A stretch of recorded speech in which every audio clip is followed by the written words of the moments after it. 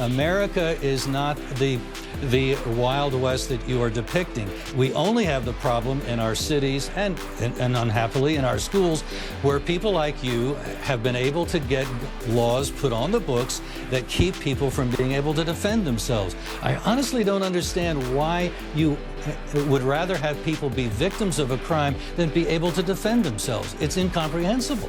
You're an unbelievably stupid man, aren't you? It seems to me that you're morally obtuse. You seem to prefer being a victim to being able to prevail over the criminal element.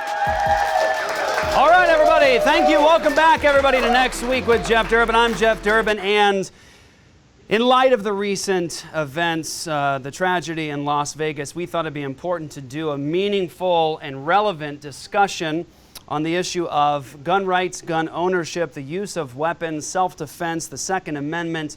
And so we got a really important guest, and we think you'll really enjoy it. His name is Larry Pratt. He's the Executive Director Emeritus with Gun Owners of America. Welcome to the show, Larry. Thank you so much. Good to be with you. Well, it's a pleasure to have you, sir. Thank you so much for giving us the time that you are today. Larry, we had another awful event happen in the United States. An evil man fired down indiscriminately upon a crowd at a concert. 59 people dead, over 500 people injured. I think it's important for people to hear from us as they pull on the heartstrings of America. As gun owners, how do we feel about the events that took place in Las Vegas? Well, let's begin by noting that the Mandalay Hotel where the dirtbag was shooting from is a gun-free zone, quote unquote. That's right. And that's where 98% of our mass murders have taken place in the United States since 1950. You would think that we might start figuring something out, that maybe there's a correlation perhaps between gun-free and dirtbags committing mass murder. We still haven't got that memo. I really don't know what it's going to take, but I can tell you it's something that Gun Owners of America has been trying to do for quite some time. So perhaps this will be the final event that gets the point across that gun-free zones not only are not helpful, they're downright dangerous. That's exactly right. I mean, you make a good point when you point to the fact that these mass shootings have taken place where people are disarmed and they have no ability to defend themselves against a murderer and a crazed person like this. If I might add, I just learned today with a previous show that a security guard apparently had gone to the dirtbag's door before he began shooting. I don't know why he was there. He had knocked on the door and he got shot in the leg. He was totally unarmed. I've gone online, I've downloaded the Mandalay Hotel's rules and regulations for their security guards. Absolutely no weapons of any kind are permitted their security force. Some security. Well, that's a tremendous mistake, obviously, and I think you keep pointing to something, you keep saying, and I agree with you keep calling him a dirtbag, and so you're responding to this, I think, with a heavy emphasis on the person rather than the weapon. And I think most Americans, unhappily, know the guy's name. I think that may have been part of his objective. I choose not to use the dirtbag's name. He's a dirtbag. He's the Mandalay Hotel dirtbag, as opposed to the San Bernardino dirtbag, or, you fill in the blanks. That's right. That's right. And so your emphasis is on the person, the killer himself, and not the weapon. Evil is right here. It's not in my gun. That's right. When you say right here, describe that, because I think that what a lot of the late night show hosts have done, what the major media has done, is they've tried to place the emphasis upon the tool itself, and they try to, I think giving excuses to the dirtbag, blaming issues of mental health issues, those sorts of things. They're trying to focus in upon the wrong thing. Why should we be focusing in upon a fallen human heart, sin, evil? Why should we be focusing in upon that rather than the tool itself? Well, it's something that the liberal worldview in general, and certainly those that are anti-Second Amendment, tend to have, that they tend to look at the device as the critical element rather than the human heart.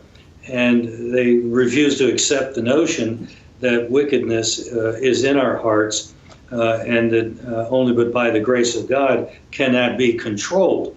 It's certainly not going to be controlled by one or another gun laws. Let's go back to where we started. They had a gun-free zone in that hotel. That should have done it, right? Right. Yeah. No, I think that's important. Murder is already illegal. This is a gun-free zone, and so more legislation isn't going to stop wicked people from carrying out their wicked plans. Larry, you work with Gun Owners of America, and your organization is promulgating the idea that gun ownership is a righteous thing, it's a good thing. My argument, Larry, would be that in light of events like this, we should be actually arming United States citizens, not focusing it upon more legislation. I think good guys and innocent law-abiding citizens should have weapons to defend themselves against evil people like this. I think that's the main thing we need to focus on. Is a bill that's been before the Congress for too long. It's been held up by Speaker Ryan, who does not like it, but it's a measure that would let somebody, say in my state of Virginia, with a concealed carry permit, to go even to New York City or Chicago and carry a concealed firearm with the permit that they have in that state. We should get to the point where we are in about 15 states where there's no permit required whatsoever. You got a pulse, you can carry a gun. That's the way it ought to be. Certainly criminals don't get permits, so I think eventually maybe the legislators will get the memo. Larry, one of the things that shockingly is coming out of the mouths of, again, other late night hosts and liberal leadership, progressives, cultural Marxists, people like that, is they speak more towards now undoing the Second Amendment. It's not needed, Larry. We don't need it. It's something we should actually do away with. It's archaic. It's a part of a time long gone, and we need to rethink the Second Amendment. What's your first response when you hear people saying things like that? Well, except that it usually doesn't have a British accent, although sometimes it does. Yes. It sounds like George III. This is the notion that elitists who believe that they're the ones born to rule and the rest of us were born to be ruled have had in their minds for so long, and they try to convince the rest of the population that you just leave the managing of guns and lethal force up to us. And of course, we know how that worked out. Blacks were denied their civil rights. During slavery, it was illegal for them to have a gun. And after slavery was done away with, it was all but impossible because of various gun control laws for them to get guns. We know that this was what disarmed first Jews and then all Germans virtually in Hitler's Germany. It's what Lenin and Stalin did to disarm the population in Russia. It's something that Hugo Chavez did in Venezuela, where he disarmed the population and then slammed down his tyranny. It's a kind of a similar pattern throughout the world. Tyrants go after guns. And now, I should say, not every country that has virtually disarmed has resulted in tyranny, but it's certainly not correct that, for instance, a place like England is such a happy place. I'm in Fairfax County, Virginia. Fairfax County, Virginia is very urban. Don't believe me? Visit during rush hour. You'll find out. Yeah. We have a murder rate that is the same or lower than England's every year. Now, England has virtually no guns, and they have indeed a very low murder rate. We're gunned up. You can own a machine gun here in Fairfax County. We have the same murder rate they have in England. I don't think ownership of guns bears on crime being committed. Right. So I got three main questions I want to focus on with you, and let's start with the first one. The Second Amendment. People say things like needs to be rethought. It needs to be even. They've said Bill Maher has said it's bull. You know what, and it needs to be done away with. Second Amendment, tell us, Larry, what does it say? The argument is often made by people who want to undo it, that it has to do with a well-organized militia. It isn't about citizens owning guns. Could you speak to that? Well, they're right. It's about a well-organized militia. What they're apparently maybe truly unaware of, because our schools have been rather deficient in this area, that the militia was considered by law, a federal law enacted the same year that the Bill of Rights was finally ratified, including the Second Amendment. All men in the United States, and now it would be all persons, between certain ages, I think at the time it was 17 and 44, but you get the idea, all people had to have a military rifle, had to have a long gun. And that law was repeated more than once at the federal level. So the founders were interested in having an armed populace, and they actually were requiring people to own guns. I don't think that's the kind of gun control that people like Bill Maher are talking about. So maybe Bill Maher should take a look at his own opinions and decide where the bull something is. Right. So the argument is also made in terms of the Second Amendment that at the time we're talking about muskets. We're talking about a weapon that takes time to load. It's not something that carries 30 bullets in a magazine. And so, you know, the argument today that people are allowed to have weapons that fire this many rounds, you know, it just doesn't make sense. It's not consistent. I would actually argue that the reason for the Second Amendment was we needed to be able to even fight against a tyrannical government, which would say that we need to have the same kind of weapon, the gun, that the military has. That's exactly what a look at our history does show. The spark, if you will, that led to the War for Independence was the battle at Lexington, which followed a number of previously successful efforts by British soldiers to steal colonial ammunition from magazines that were maintained by the municipalities. And when they got to Lexington and tried the same stunt, they were met by a rather ragtag group, kind of ineffective at the moment, but they were held off at Concord Bridge and they were sent packing. And they lost about a quarter of their detachment. Quite a few men, scores of men, died. British soldiers died because the colonists kept hiding behind rocks and fences and barns, shooting at them as they retreated back to Boston. That's what the Second Amendment is all about. It's to protect the people's ability to protect themselves from a government should the government go off the rails. And I would submit that our government, while it's once in a while looked like it might be going off the rails, has ultimately been kept from doing that by an armed populace. Perhaps the most obvious example of that was in Athens, Tennessee in 1946, right after the Second World War. Returning veterans were appalled to find that they'd been risking their skins abroad fighting tyranny, when right at home, literally the ballot boxes were being stolen by the corruptocrats running Athens, Tennessee.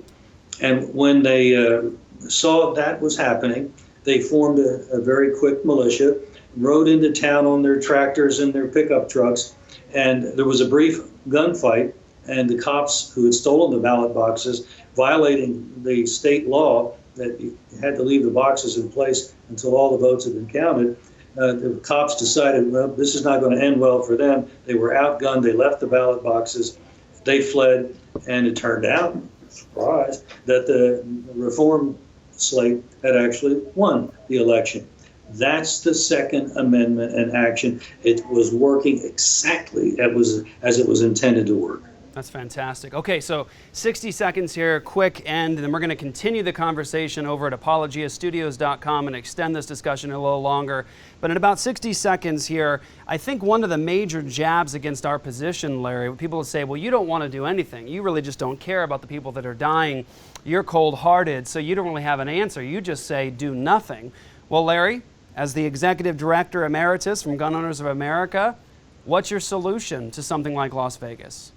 Well, you want to get rid of the gun laws that are on the books. Look at Chicago. They've got almost every single gun law that every anti-Second Amendment type has ever dreamed of. And for their trouble, they lose many more people than were killed in Las Vegas every year. Maybe 10 times the number of people are murdered with gunfire in Chicago than died in Las Vegas. Gun control is a big, fat flop. And the way to stop this carnage is to get rid of gun control so that the average guy and gal can defend themselves, so that they're not just being left to the not very tender mercies of the criminal class. Wonderful. Larry, let's talk for a minute. You mentioned when we first started talking today off camera, you mentioned that you'd written an article about a biblical defense of gun ownership or self-defense. Can you talk a bit about that? Yeah, when I became an elder in my church, I thought, I'd better be pretty clear that what I'm doing for a living is consistent with what I say I believe as an officer in the church.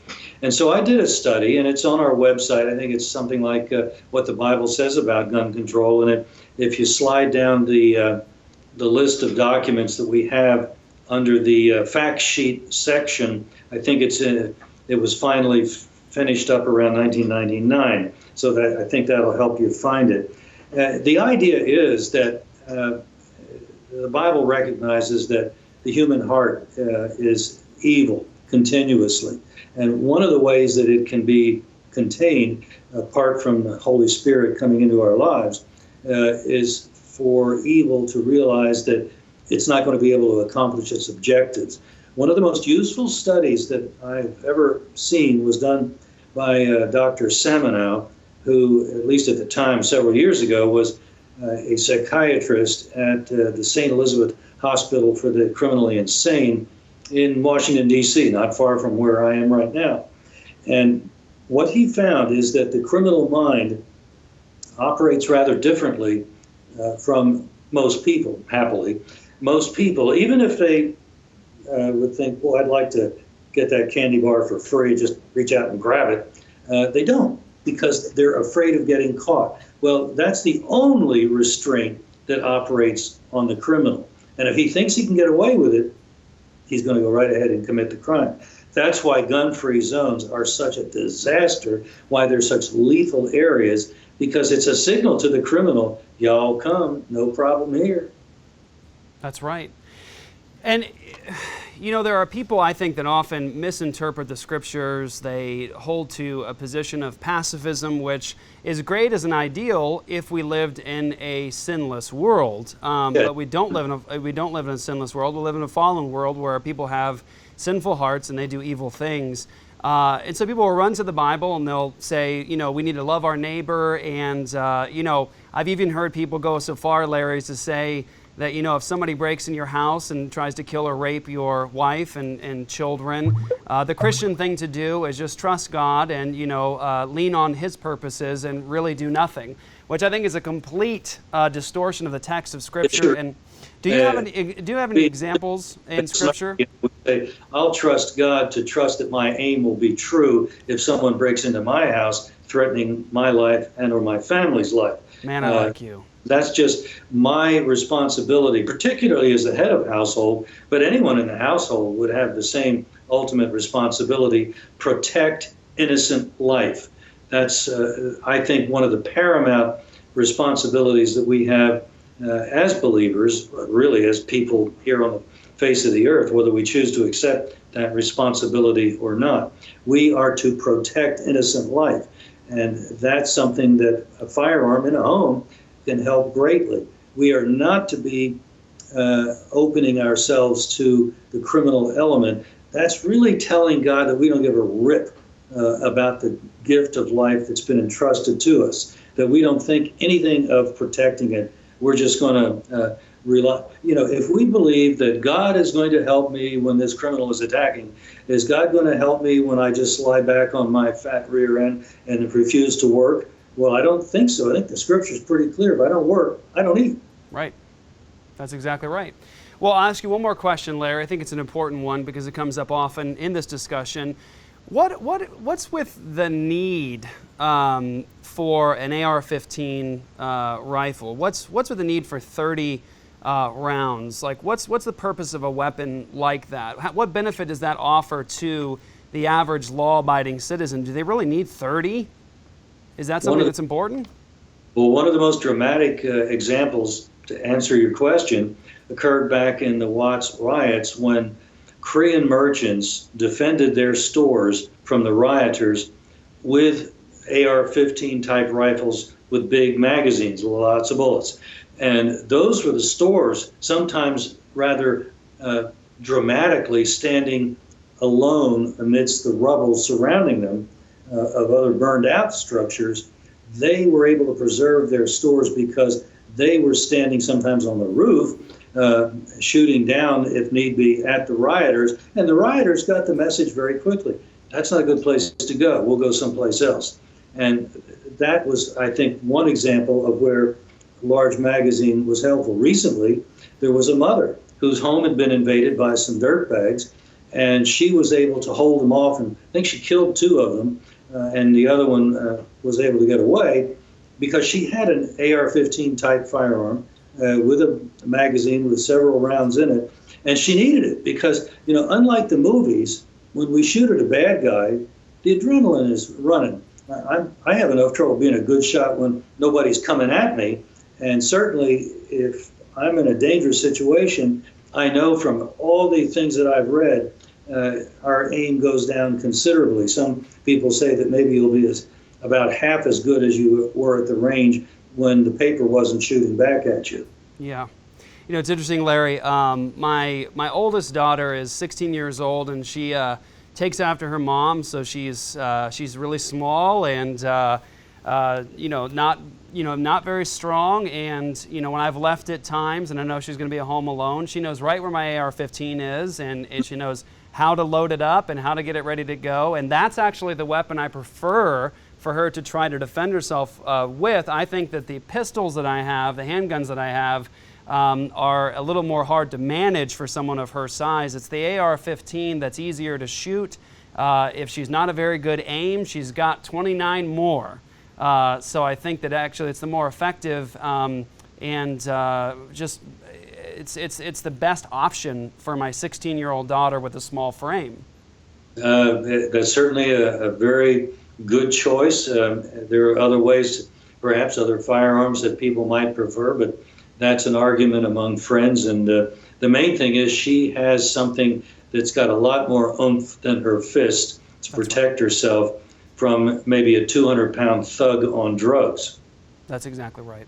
All right, Larry, you're a blessing. I like you a lot. Just a quick question. You said you're an elder in a church. What church? The Harvester Presbyterian Church in America here in Springfield, Virginia. Yeah, I got some Presbyterians on staff here that are super excited about that one, brother. All right, so Larry, how can people... And this 500th anniversary of something that our forebears had something to do with. Well, I'm a Reformed Baptist. We got Presbyterians on staff. We're all right in line. Now we know we're part of the same club now, Larry, so that's good. You bet. So, Larry, how can people get a hold of you? How can they support Gun Owners of America? Well, go to gunowners.org, and for free you can sign up for the email alerts that we put out. And the reason for that, not only is it information, but also it makes it very easy to fire off your own email. If you like what we've written, pre-written email to your own member of Congress, so that they realize that what they're thinking about doing is either a good idea or a bad idea, depending on what it might happen to be. They're fixing to come after the bump fire stock that was used by the dirtbag in Las Vegas. It's not a particularly effective device, in my opinion, but we know from what Nancy Pelosi has said that if they get started banning that, that's not going to stop. They're going to try to make that the beginning of the slippery slope. So I think it's incumbent upon us, if we believe that the Second Amendment is to restrain the government has no business telling us with what means we might use to restrain them. That doesn't seem to be very logical. Excellent. I'm going to ask you a tough question right now, Larry, and if you decide you want this off the record, we'll make it off the record, but it's really just a personal question I have for you. At what point, Larry, in your opinion, as an elder in a church, I'm an elder in a Reformed Baptist church. But in your opinion, at what point as citizens, as Christians, do we actually defend ourselves or say this is enough? Like, at what point where's the cutoff for us in your mind in terms of the government has gone too far? At what point do we actually exercise or flex the Second Amendment rights? Where's the cutoff in your mind? I don't think we can know that ahead of time. Consider that in 1775, there had been a number of skirmishes, a number of raids by the British on municipal magazines. The War for Independence didn't really kick in, if you will, until the Battle of Lexington. That turned out to be, in retrospect, what really got things started. And I don't think we're going to know if that, God forbid, ever were to happen again until that time comes and we look back and say, that was it. But the one thing that I do know is that we need to be prepared. We have to have our AR-15 type firearms and magazines and ammunition ready beforehand, because we're not going to be able to go to the store when it gets started. That's right. All right, everybody. Larry Pratt, Executive Director Emeritus of Gun Owners of America. Larry, you've been a gift today and a blessing. I'll pray for all of your work. Thank you for all you're doing. Good to be with you. Let's do it again. Thank you. Next week with Jeff Durbin, the late night show with the unpopular opinion. Tuesday, only on Facebook Live.